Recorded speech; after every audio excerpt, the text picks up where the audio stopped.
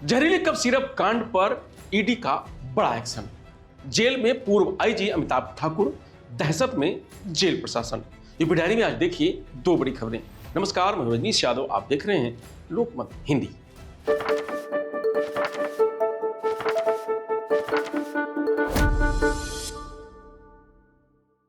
Cough syrup तस्करी मामले में ईडी का बड़ा एक्शन। लखनऊ, रांची और अहमदाबाद समेत देश भर में सिंडिकेट से जुड़े आरोपियों के 25 ठिकानों पर छापेमारी चल रही है।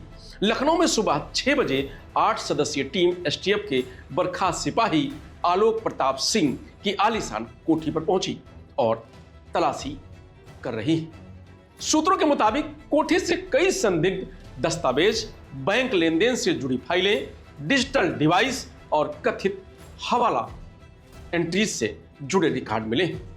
इन कागजात को जब्त कर लिया गया है। आलोक का घर सुशांत गोल्फ सिटी में है। बगल में बाहुबली धनंजय सिंह का भी घर है। आलोक एसटीएफ की गिरफ्त में है। सहारनपुर के शास्त्री नगर में सिरप तस्करी मामले के आरोपी राणा बंधु विभोर और विशाल के घर पर भी छापेमारी चल रही है।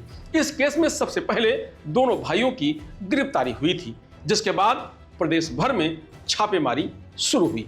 दोनों ने अबाउट प्राइवेट लिमिटेड नाम से फर्म बनाई थी। विभोर राणा श्री राम सेवा का राष्ट्रीय अध्यक्ष और बीजेपी नेता है।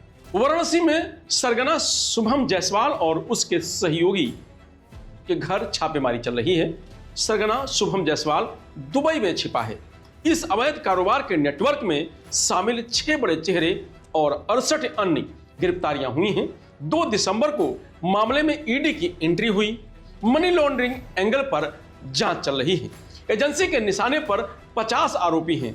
शुभम जायसवाल के घर और दुकान समेत 2 ठिकानों पर छापा चल रहा है। गिरोह की मुख्य कड़ी खुजवा निवासी दिवेश जायसवाल के घर भी टीम पहुंची है। कोतवाली थाने में नामजद फर्जी फर्मों के यहां भी अलग अलग टीमें पहुंची हैं। टीम फर्म का भौतिक सत्यापन करने के साथ ही पूछताछ में जुटी है। खुजवा में दिवेश जायसवाल के 2 मंजिला मकान के भूतल पर जनरल स्टोर चल रहा था। इसके अलावा अभी तक लखनऊ, अहमदाबाद, जौनपुर, सहारनपुर और रांची में छानबीन जारी है।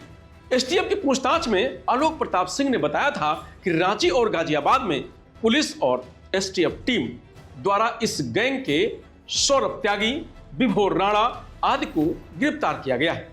इसके बाद मास्टरमाइंड शुभम जायसवाल अपने परिवार, पार्टनर वरुण सिंह, गौरव जायसवाल के साथ दुबई भाग गया है।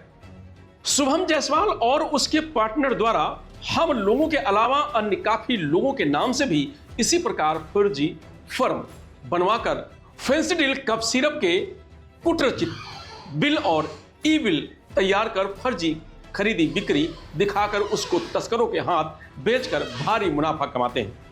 ड्रग लाइसेंस, अनुभव प्रमाण पत्र और शपथ पत्र आदि फर्जी है। हम लोगों ने कभी भी किसी भी दुकान पर काम नहीं किया है।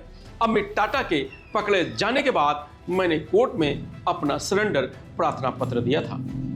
एसटीएफ का बर्खास्त सिपाही आलोक सिंह लखनऊ में 2 दिसंबर को गिरफ्तार हुआ था।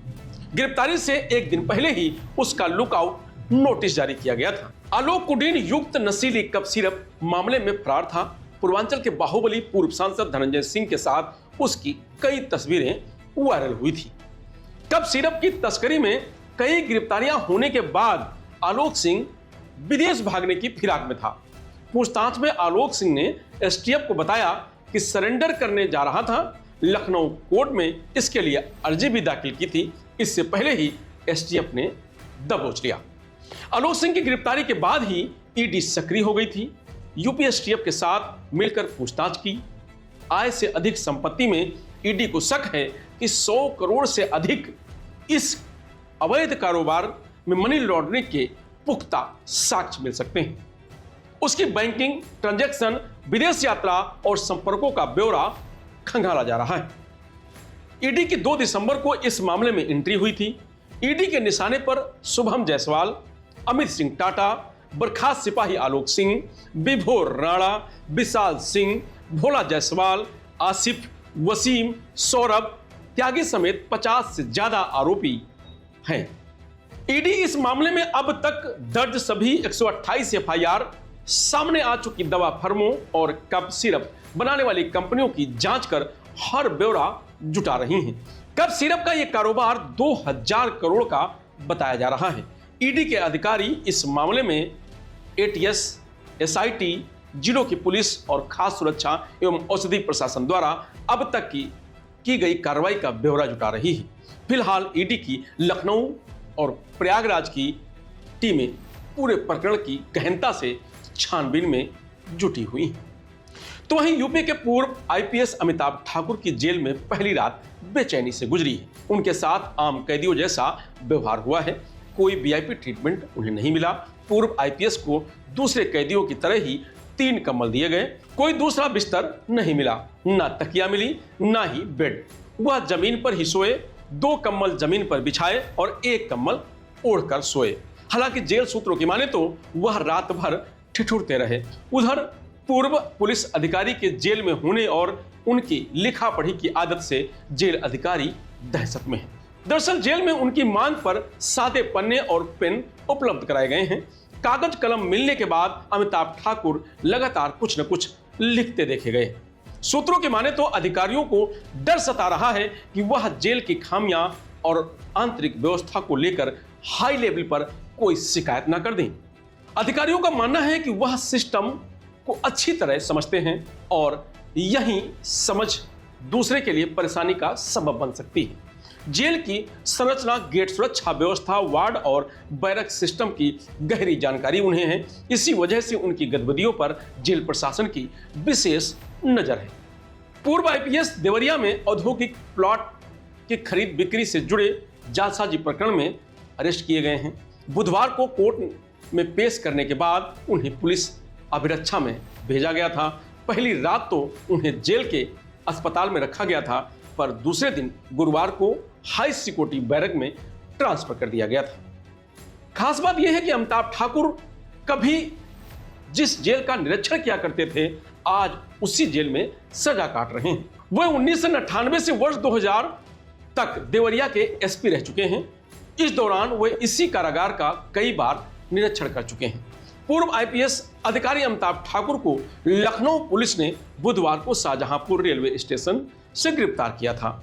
देवरिया के 26 साल पुराने मामले में यह कार्रवाई की गई है। उन्हें लखनऊ एसी सुपरफास्ट ट्रेन से यात्रा करते समय शाहजहांपुर में ट्रेन से उतारा गया था। जेल के सूत्रों के अनुसार बैरक में शिफ्ट होने के बाद अमिताभ ठाकुर ने पेन और A4 साइज के 50 से 60 सादे पन्ने मांगे हैं। जेल प्रशासन ने उनकी डिमांड पूरी कर दी है। अब वह लगातार कुछ न कुछ लिख रहे हैं। इधर उनके लिखने से जेल प्रशासन के अधिकारियों की बेचैनी बढ़ रही है। बताया जा रहा है कि गुरुवार रात खाना खाने के बाद भी वह कई घंटों तक कुछ न कुछ लिखते रहे। शुक्रवार को नाश्ता करने के बाद वे फिर से लिखने में जुट गए हैं। उनके लिखने को लेकर जेल प्रशासन सकते में है। जेल प्रशासन को आशंका है कि वह जेल की व्यवस्थाओं, सुरक्षा खामियां, सुविधाओं की कमी जैसे बिंदुओं पर विस्तृत रिपोर्ट तैयार कर शासन को या कहीं किसी अन्य हायर अथॉरिटी को ना भेज दें। जेल अधिकारी भी स्वीकार करते हैं कि उनका प्रशासनिक अनुभव उनकी लेखनी और उनकी पूर्व छवि परेशानी का सबब बन सकती है। उधर जेल प्रशासन ने स्पष्ट किया है कि अमिताभ ठाकुर को वही सुविधाएं दी जा रही हैं जो सामान्य बंदियों को मिलती हैं। उन्हें नियमों से बाहर कोई भी वीआईपी ट्रीटमेंट नहीं दिया जा रहा है। बाहर से कोई भी सामान लेने की अनुमति नहीं है। फिलहाल यूपी डायरी में आज इतना ही। कल फिर मिलेंगे नई खबरों के साथ। तब तक आप बने रहिए लोकमत हिंदी के साथ। नमस्कार।